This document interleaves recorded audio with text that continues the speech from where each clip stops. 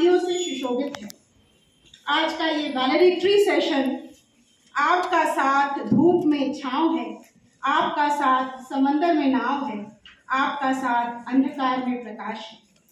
तो सर्वप्रथम हमारे मुख्य अतिथि professor NB Singh, honourable vice chancellor Khwaja Moinuddin Chishti language university Lucknow का आतिथ्य करने हेतु, उनका सम्मान करने हेतु मैं अपनी ऊर्जावान प्राचार्य प्रोफेसर मंजुला उपाध्याय जी को आमंत्रित करती हूँ कि उन्हें पौध एवं स्मृति चिन्ह भेंट करें। लगता है खाने के बाद सबके अंदर खुशी आ गई है, तालियों की गड़गड़ाहट कम सुनाई दे रही है।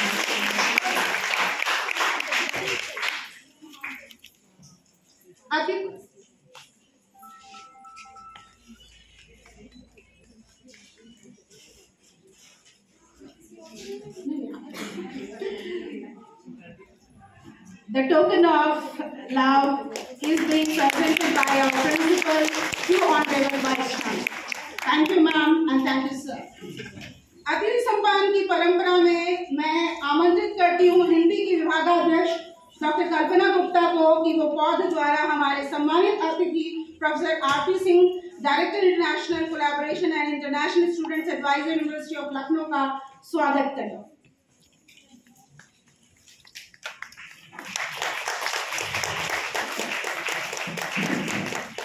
Doctor Mamta Verma from department of chemistry से गुजारिश है कि उनको स्मृति चिन्ह भेंट करें। देखो डेकोरेशन अच्छी करी है, ये जो मूल्यांकन किया है ये भी काफी पैसे लगे हैं। अब हमारी विशेष अतिथि professor Anuradha Tiwari, principal Netaji Subhash Chandra Bose girls government degree college के स्वागत में पौध भेंट करने हेतु मैं डॉक्टर संगीता शुक्ला को आमंत्रित करती हूँ। HOD ऑफ AIH आए और उनका इस सम्मान की परंपरा को आगे बढ़ाएं। और doctor Amita Singh from the department of Hindi आए और उनको स्मृति चिन्ह भेंट करें।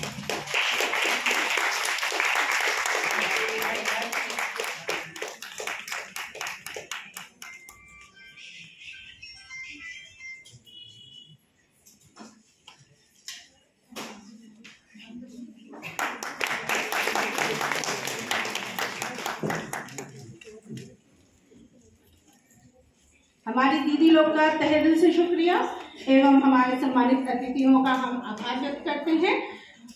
एक शुरुआत से खुशनुमा हो गई, मिल के चलने की रुत सी यहाँ हो गई, जीत जाने की लौ आपसे जो मिली वो धुआं बन उठी आसमां हो गई।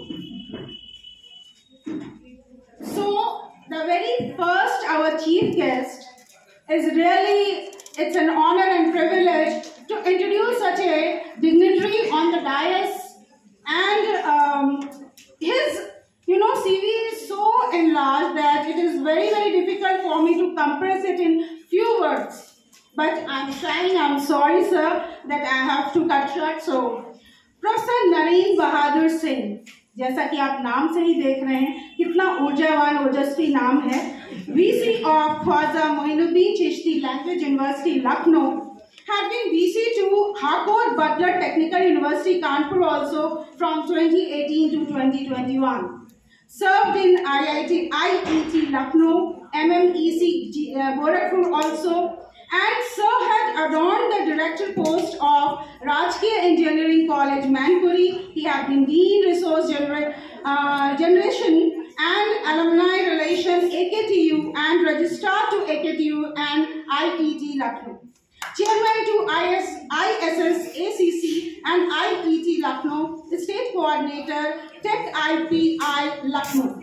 Professor NB Singh has been awarded KF Anita Memorial Prize in 2004, then Sarvendranath Mukherjee Memorial Prize in 2012, Purvaiya Ratna Samman 2013, 8th NTAIC World Communication Award for Excellence, Contribution for ICT in Education, and he has been recipient of Lifetime Achievement Award for Contribution in Science, Society and Environment. ऐसी विभूति से आज हमारा मंच सुशोभित है, हम गौरवान्वित महसूस करते हैं। In academic field, he has more than 123 research publications in national and international journals, books, research guidance of PhD and the thesis, case study, BTech, project guidance, field extension and research activity, development of course material, expert lectures, and so on and so forth. It's a large list. And so, sir, I feel very short of words that how to compress these such an enlarged personality. So I request you, very, very humble request to come and please enlighten us with your precious words.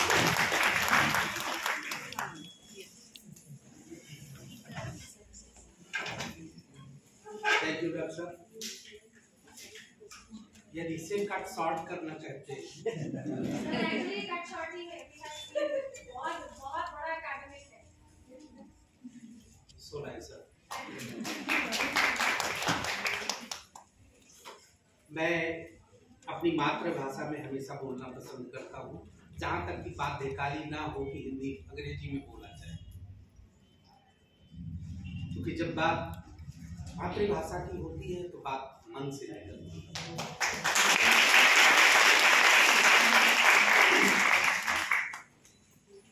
मंच पर आसीन professor Manjula जी, Neha ji, RP Singh साहब और सुभाष बोस की प्राचार्य doctor Tiwari,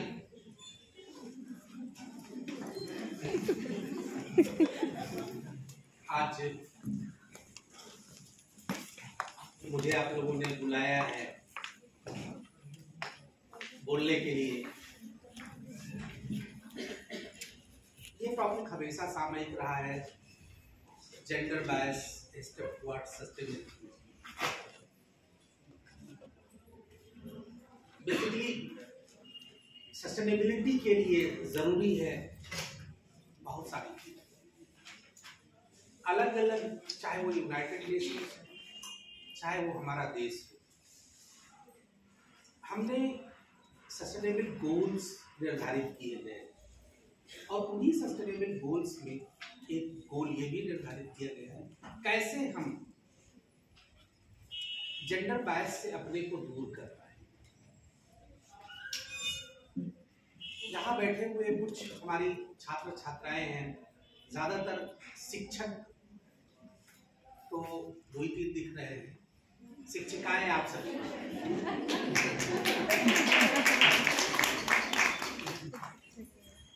तो मैं मूल प्रश्न आपसे पूछता हूं, हम हमेशा अलग अलग मंचों पर बात करते हैं, अलग अलग विषयों पर। सारे विषय कहीं ना कहीं हमें हमारे परिवार से लेते हैं, और यदि हम अपने परिवार, अपनी जीवनचर्या, अपने संस्कार सुदृढ़ कर लें, सुनिश्चित कर लें, तो शायद बहुत सारी परिचर्चाओं से हम बच जाएंगे। सबसे पहला जेंडर बायस कौन करता है? जो खुद एक महिला है। दोष हमेशा पुरुषों को दिया गया है। मैं एंटी बोलने नहीं आया हूं, मैं आपको आईना भी दिखाने नहीं आया हूं, क्योंकि वैलिडेटरी सेशन में मुझे अवसर मिला है। दिन भर आप लोगों ने किन बिंदुओं पर परिचर्चा की है मुझे याद है, लेकिन फिर भी जो मैं समझता हूं कि मुझे कहना चाहिए, आप बताइए, आप सभी के जो महिलाएं हमारे बीच बैठी हुई हैं, जो टीचर्स बैठे हुए हैं, जिनके परिवार, हर परिवार में तो सभी के बच्चे होंगे, ठीक है। लड़की घर में पैदा हुई नहीं, उसके पहनने के लिए जो कपड़े खरीदे जाते हैं वो आप लोग कैसे खरीदते हैं? लड़का हुआ है तो उसका अलग कपड़ा आएगा, और लड़की हुई है तो उसका अलग कपड़ा आएगा, यानी जेंडर बायस शुरू। नहीं नहीं है,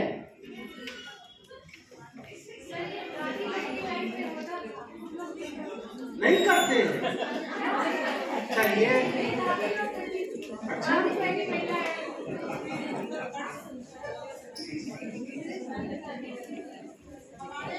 चलिए आप लोग कह रहे हैं तो, लेकिन मेरा मन नहीं मान रहा है, क्योंकि मैं भी इसी समाज का पार्ट हूँ, इसी समाज में रहता हूँ, मेरे भी बच्चे हैं, मेरे भी बच्ची के बच्चे हैं, या अगल बगल परिवार रहते हैं, उनके बच्चों के विषय में, उनकी हैबिट्स को, उनकी हॉबीज को देखता हूँ और मैं पाता हूँ कि लड़की है, एक तो ईश्वर ने जेनेटिकली उनको ऐसा बनाया है शायद,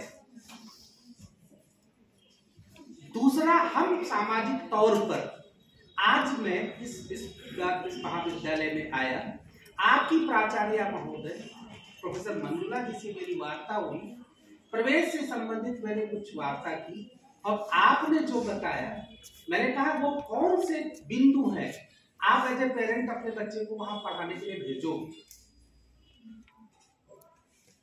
हमारा बच्चा जिस विद्यालय में जा रहा हो वहां सुरक्षित रहे, पहली शर्त। किसके लिए होता है बताइए? ये दादी के जमाने की बात मैं कर रहा हूं या आज की?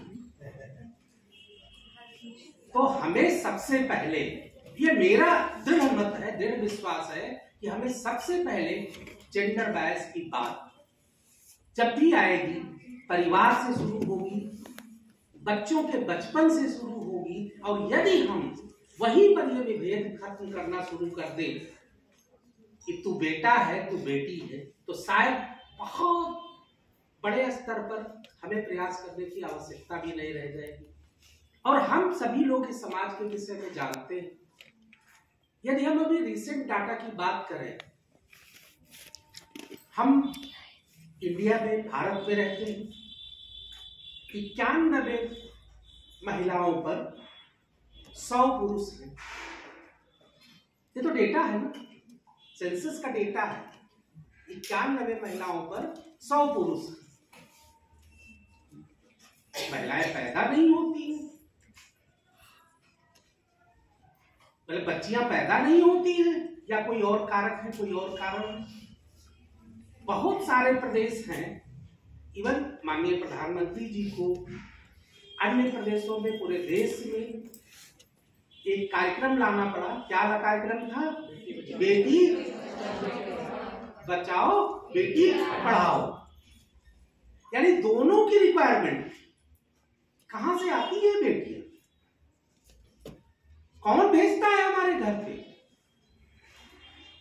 हम खुद। तो जिस चीज के लिए जिम्मेदार हम खुद हैं, माना कि बहुत सारे समाज में जो लोग पढ़े लिखे हैं, जो सामाजिक रूप से जागरूक हो गए हैं, उनके यहां नहीं है। आज भी मैं देखता हूं, जब हम बात दूसरों की करते तो बड़े खुले विचारधारा वाले होते हैं, और जब बात अपनी करते हैं तो शुद्ध रूप से ऑर्थोडॉक्स होते हैं। घर में यदि एक बच्चा पैदा हुआ तो सबसे पहला प्रश्न आता है, क्या पैदा हुआ, बेटा या बेटी? और गलती से जब कोई बताता है कि हमारे परिवार में बेटी पैदा हुई है, बढ़िया है, लक्ष्मी आई है, बेटा होता तो ज्यादा बढ़िया होता। मैं कहीं से बना के नहीं लाया हूं, ये हमारे आपके जीवन की रोज की ये घटनाएं हैं। हम में से बैठे हुए कितने लोग अपनी अपनी जगह पर, जहां आसपास है लोग, कितनी बार टोकते हैं। इसको पूरी तरीके से समाप्त करना है। और आज भी इस मामले में 146 देशों के सर्वे में हम कहां हैं? शायद हमसे पहले बातचीत हो चुकी होगी, हम 135वें नंबर पर हैं। कहां है? इकोनॉमी हम 5वें नंबर पे पहुंच गए। सर्विस सेक्टर में हम लीडर हैं, मैन्युफैक्चरिंग के बहुत सारे क्षेत्रों में हम लीडर हैं। सर्विस सेक्टर में कितनी लड़कियां जो लड़कों से बराबर कंधा मिला के चलती है, लेकिन फिर भी जब हम पॉपुलेशन डेमोग्राफी की बात करते हैं तो 91 और 100 पर आता है। इसका मतलब कहीं ना कहीं हमें अपनी मानसिकता को, अपने आसपास के लोगों को जागरूक करने की आवश्यकता है। उस सोच, उस विचारधारा से बाहर आने की जरूरत है जहां पर हम लड़की और लड़के में विभेद को समाप्त कर सके। जब हम लड़की को भी उसी तरीके से पालेंगे, उसका पोषण उसी तरीके से करेंगे, उसको उसी तरीके से सबल बनाएंगे। यस, मैडम ने जो कहा कि आज वो दादियों के जमाने का समय था, अब ये तो आप तय करेंगे कि दादियों के समय में था या आज भी है। राजस्थान चले जाइए, अभी भी बहुत सारे यूपी के ही जो आपका पूर्वांचल क्षेत्र है या बुंदेलखंड चले जाइए, कहीं इंटीरियर में, हम लखनऊ में रह रहे हैं, जाके तो देखिए खेतों में रोपाई होती है। आप में से बहुत सारे लोगों ने देखा होगा खेतों में रोपाई, टीवी में तो देखा ही होगा। जो रोपाई कर रही होती है लेडीज, ज्यादातर लेडीज रोपाई कर रही होती है, उनको देखा है आपने कभी? वो आज भी 1.5 हाथ का घूंघट लगाए रहती है। कहां जी रहे हैं हम में से कितने लोगों ने प्रयास किया कि उस चीज को हम समाप्त कर सके? क्योंकि सोच, उनको उतनी सुविधा नहीं मिली है कि वो पढ़ लिख सके, वो आगे बढ़ सके। यदि हम अपने आसपास सबको जागरूक करना शुरू कर दें, तो ये वो वाली चेन नहीं है एक जो बहुत सारी कंपनियां आ गई है, एक 3 को बनाएगा, फिर 3 अगले 3 को बनाएंगे, वो 9 हो जाएंगे, फिर इस तरीके से मल्टीप्लाई होता रहेगा। या कोई किसी फिल्म की बात हम नहीं कर रहे हैं कि ये अच्छी खबर आप अगले को दे दीजिए, कुछ है इसी तरीके की बात। सस्टेनेबिलिटी कैसे आएगी? आजकल जो नए बच्चे पढ़ लिख करके नौकरी पा रहे हैं, शादी हो जा रही है, अब हर घर में देख लीजिए जो पढ़े लिखे हैं उनकी बात करिए, दोनों मिल करके परिवार चला रहे हैं, वहां पर भी तो सस्टेनेबिलिटी है, दोनों अर्निंग मेंबर।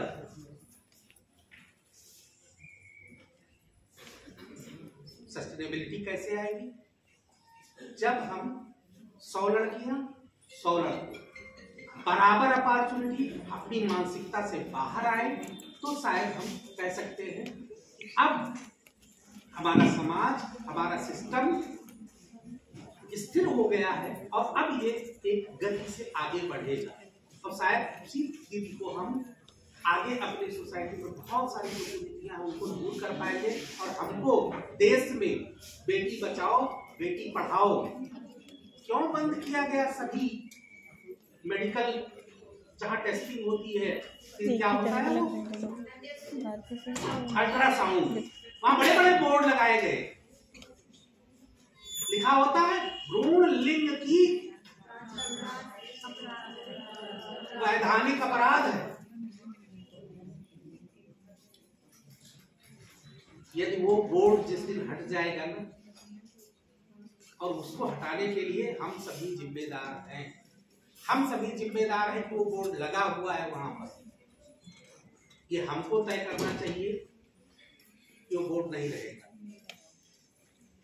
पहले से ही आप लोग, जब बताया गया है कि भोजन करने के बाद लोग भागने के मूड में थे, तो मैं ज्यादा समय नहीं लूंगा आपका। एक प्रश्न आपके बीच में यही डाल करके, यदि हम अपने आसपास के लोगों को जागरूक करना शुरू कर दें, तो सबसे बड़ा स्टेप होगा सस्टेनेबल डेवलपमेंट की ओर और जेंडर बायस को खत्म करने के लिए। Thank you. जय हिंद, जय भारत।